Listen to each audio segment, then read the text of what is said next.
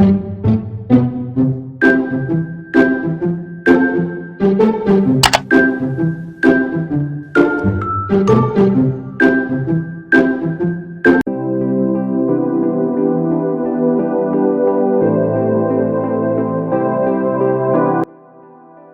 à tous, j'espère que vous allez très bien.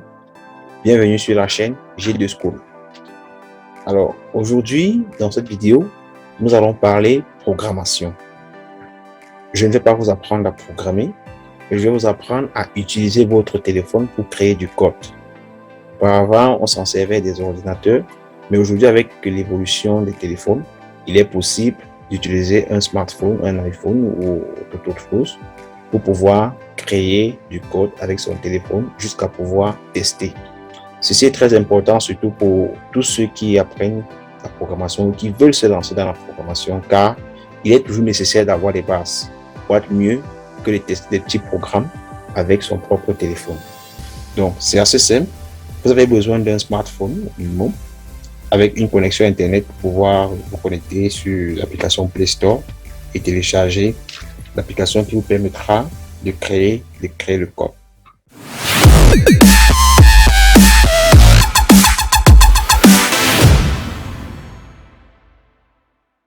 Bien, je vais commencer par aller dans Play Store. Je vais dans Play Store et quand je suis dans Play Store, avec les verrouillages à gauche à droite, je vais aller dans la zone de recherche. Je vais saisir l'application Mobile C.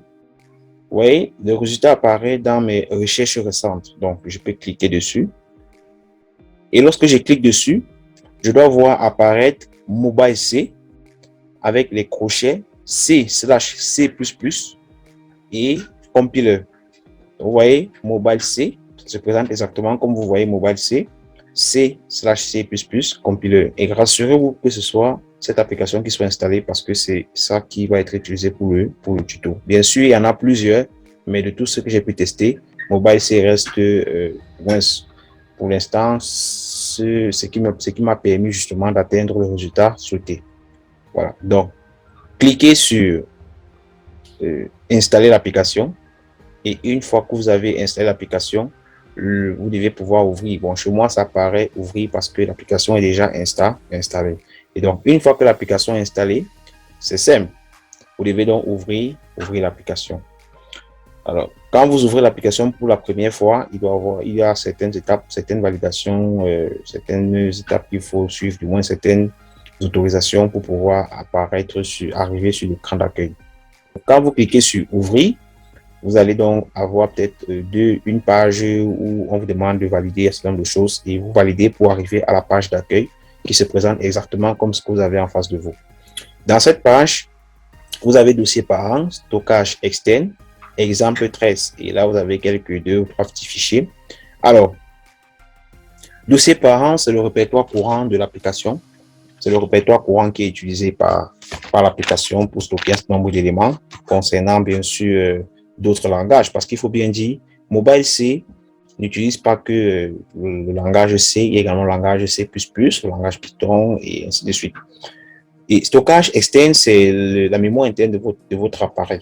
Bien sûr, chez moi, il apparaît déjà activé parce que j'ai activé certaines autorisations. Mais dans votre cas, il est possible également que au lancement de l'application, que cette option, du moins stockage externe, ne soit pas activée.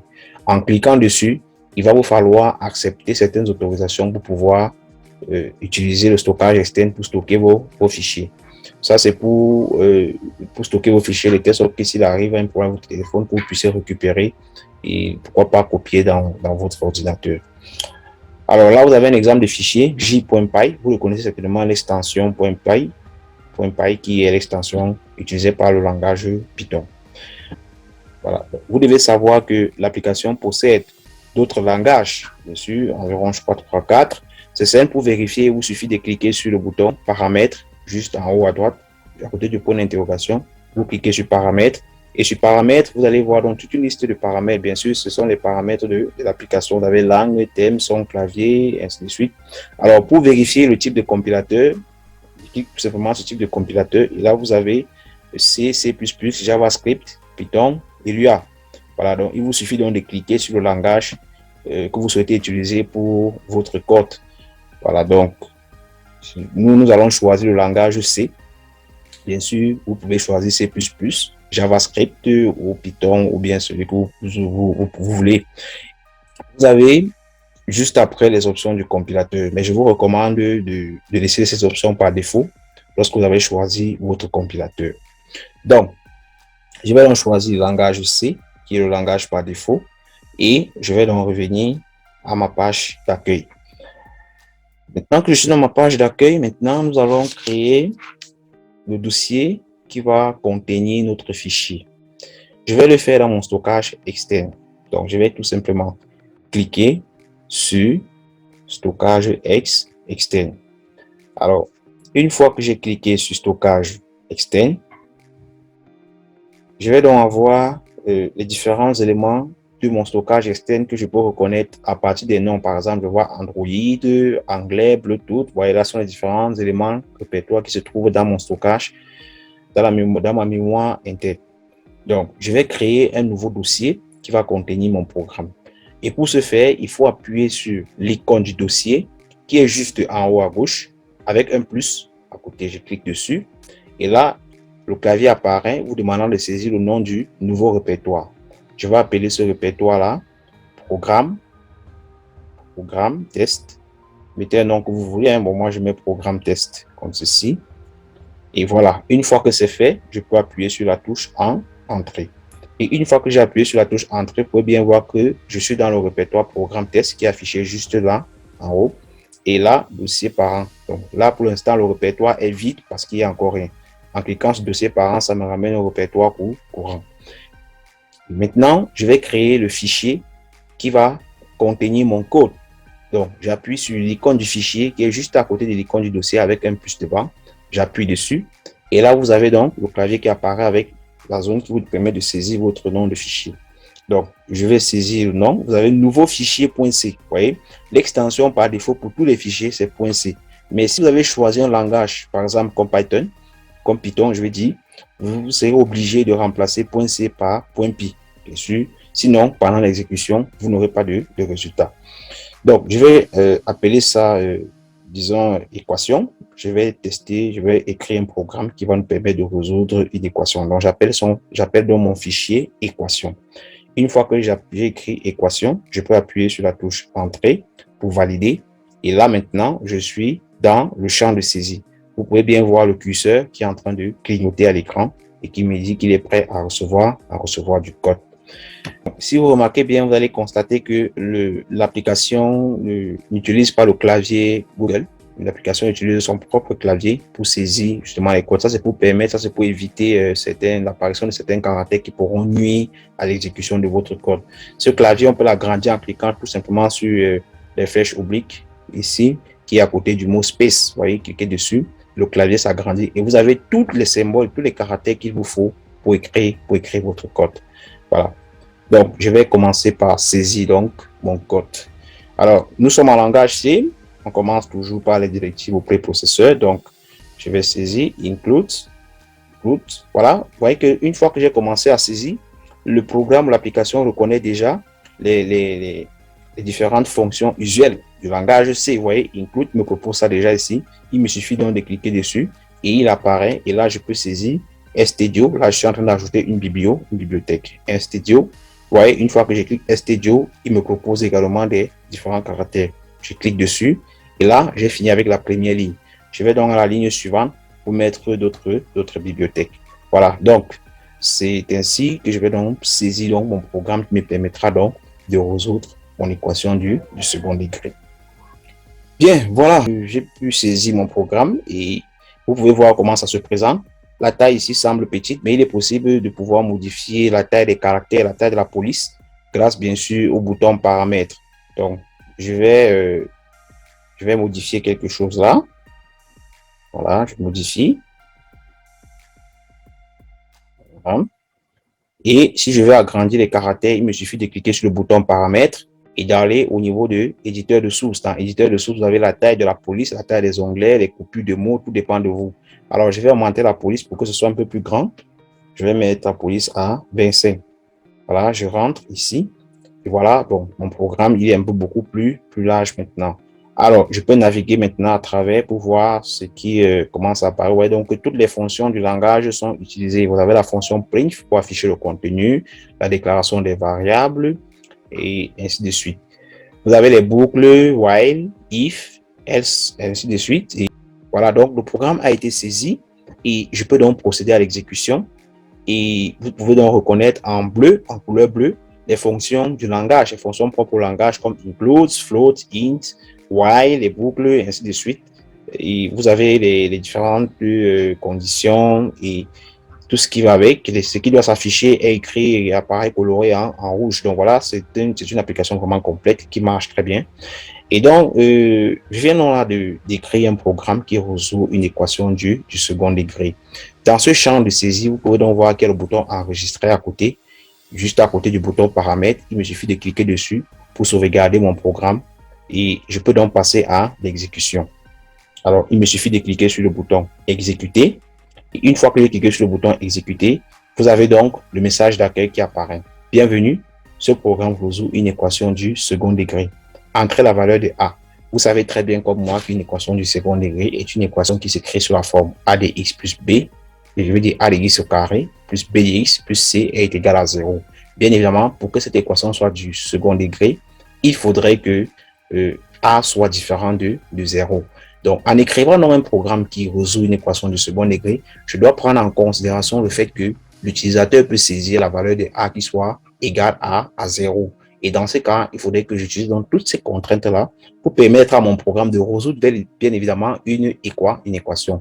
Ça veut donc dire que dans ce programme, je vais inclure une fonction qui me permet de résoudre une équation du premier degré au cas où l'utilisateur saisit une valeur de A qui soit différente du moins qui soit égale à 0.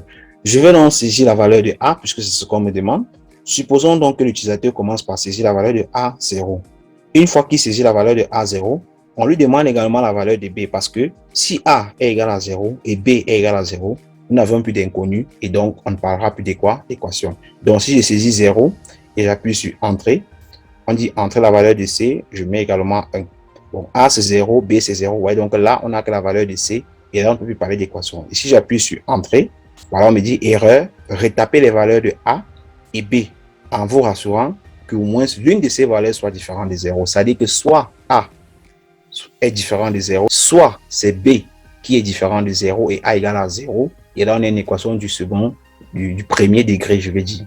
Ça signifie donc que si ces équations-là, je vais dire si A et B ils sont égales à 0, alors on peut avoir une équation. Donc, je vais saisir maintenant A, supposons que A vaut 0, B vaut 2 et C vaut, alors vous voyez, là, j'ai saisi A qui vaut 0, B 2. Il me dit donc, les valeurs saisies nous ramènent à une équation du premier degré. La solution est 0. Voilà, si vous remplacez chacun en écrivant votre équation, peut-être sur un bout de papier, vous allez certainement aboutir à ce résultat. Voilà. Donc, vous voyez que le programme fonctionne complètement et je peux encore lancer l'exécution si je veux. J'entre la valeur de A, peut-être 1. J'entre la valeur de B, 2, ou du moins moins 2. Moins 2. J'entre la valeur de C, 3, ou du moins 1, prenons 1 encore. Et une fois que j'exécute, il me dit, voilà, OK, nous sommes dans le second degré. Nous sommes au second degré, calculons le discriminant delta et affichons sa valeur. Lorsqu'il calcule le discriminant, il trouve 0.